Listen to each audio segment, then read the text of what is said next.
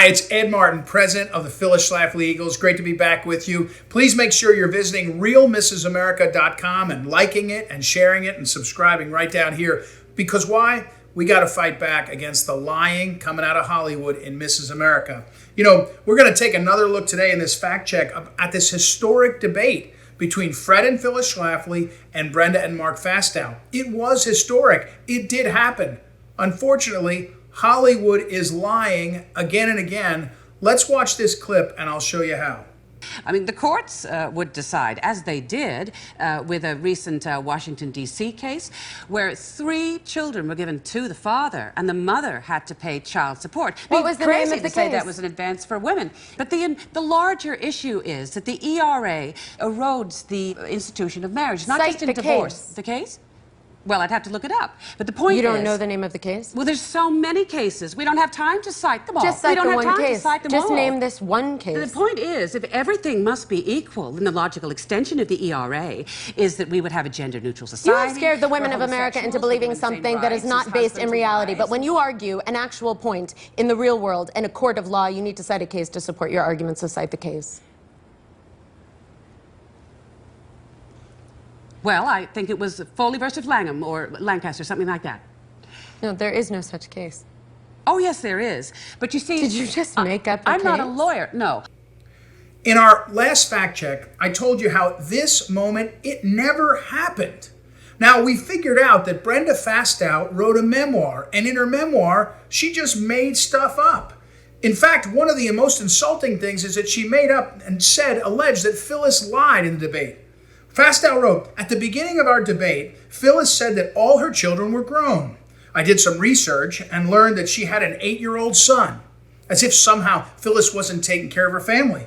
First of all, Phyllis didn't start the debate with Brenda Fasteau talking about her family at all, and certainly didn't say they were grown. We know. We have the actual videotape of the debate. It's not true.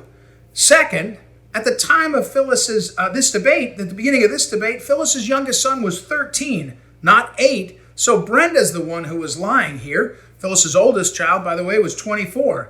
You just can't trust this Hollywood stuff. But let's go back to Mrs. America, and I'll show you this clip, and let's talk about liars. Fact is, there is no Foley versus Langham case. Also, a fact is that you are not really a housewife. You are a full-time lobbyist working to defeat the ERA so that businessmen can continue to make millions of dollars discriminating against women when they work, when they buy insurance, and when they give birth. No, well, I don't work for anyone. Oh, great, so you're a patsy. Well, maybe you should stick to baking and leave interpreting the law to the lawyers. Again, this never happened. It never happened. They made it up. Feminists used to say about Phyllis Schlafly, they used to call her a hypocrite. They'd say that she only wanted other women to stay at home while she traveled around as a career lobbyist. It's a lie. Phyllis never took a paycheck ever. Not for her lobbying work, not for lobbying Congress or local legislatures, never. She was a passionate and dedicated volunteer. In fact, she was famous for gathering others who believed in her because she was a volunteer. They were willing to get in that volunteer army. And you notice that Brenda says there that Phyllis wanted to control women as they give birth? Don't ignore, not for a moment, that Hollywood's agenda, it's evil and it's pro-abortion, and it's trying to set that agenda in this debate, in this series. Let's see some more. And Fred, how about you? Well, your wife has a very strong and dominant kind of style. She wear the pants in your family? Oh, no, she doesn't. I'm obviously physically larger than she is. Yeah, well, he chins himself 25 times every morning. And she's very submissive. Submissive? Oh. Wait, Phyllis Schlafly, submissive? I can't even... is that right? Well, Fred's the boss of the family, and... Oh. All right. Hollywood took this completely out of context. Again, it didn't happen in this debate, not at all. We have the art footage. You can look in our archives. They could have seen it if they wanted to. Maybe they did, but they preferred to lie about it. You see, this exchange happened on Good Morning America in 1978. It's a wonderful clip. It's a wonderful interview with Phyllis and her husband together. Let's watch it. Let's watch the truth. She has a very strong, dominant kind of style to the way she works. Is she the same way at home? Does she wear the pants in the family? No, she doesn't. I'm obviously physically larger than she is. He chins himself 25 times every morning. And she's very submissive. Submissive? Oh, now. Phyllis Schlafly, submissive? Is that right? Well, Fred is the boss of the family, and that's the way it is. And you talk about these other things that I've done, and some of them have had pleasurable aspects to them, but really nothing is as much fun as a happy long-time marriage and the fun of growing children. It really is more fun than all these other things that I do. Notice the part that Hollywood cut out. They didn't want America to hear Phyllis say, quote, "You talk about these other things I've done, and some of them have pleasurable aspects, but really, nothing is as much fun as a happy, long-time marriage and the fun of growing children," end quote. You see, in that exchange you can see it a mile away, the rapport and love between a husband and wife. They had a special relationship. They had 6 children. They built a wonderful life. Hollywood hates that and hides it.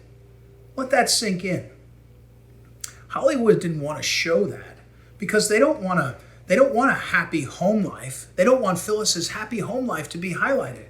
They want to trash the whole pro-family movement. They want to make it look like people are unhappy and suffering. And that's what Phyllis started, was about that family and that pro-family movement. That Good Morning America clip is so great. I love it. Let's watch another clip. You're a loquacious woman, and as I said, a very strong debater and arguer, if you will, for the things you believe in. That's because Fred taught me how to debate. I never did any debating in my life till I got into the Equal Rights Amendment. How did you teach her to do that? Well, that's really how we met. I was scheduled to make the debate, and I went down to the First National Bank in St. Louis, which published a very fine newsletter, and they had published a newsletter on this subject. So I went to ask for the author of the newsletter, who I thought was a man, and it turned out to be Phyllis Schlafly. And so that disappoint you?